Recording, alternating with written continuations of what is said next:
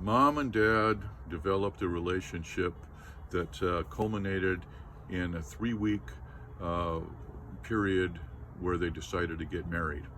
They got married on January 16th of 1945. It was a military ceremony, and they were really, really happy to be together.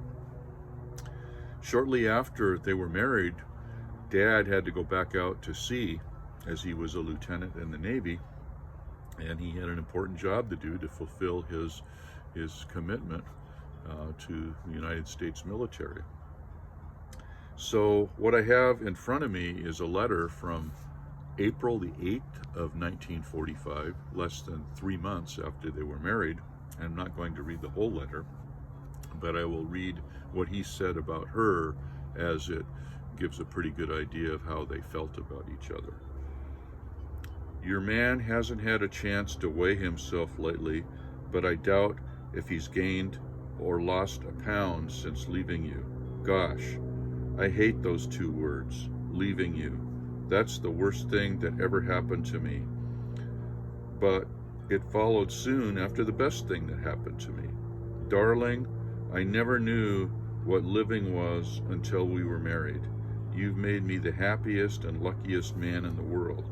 You know Squeegee, her nickname was Squeegee to him. I kinda like you. In fact, I might even go as far as saying I love you. That I do, darling, with all my heart, from the top of my head to the tip of my toes. I love you.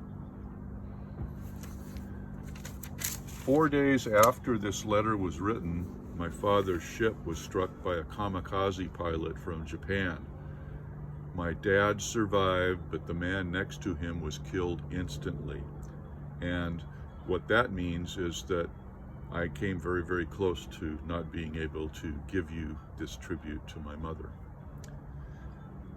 After the war was over, after Truman dropped the bombs on Hiroshima and Nagasaki to end the war, Dad came home, they reunited, and they decided to move to Newark, New Jersey. They lived there for just a little over a year before Mom decided that Newark was not the place for her and demanded to come back to the Pacific Northwest to start a family.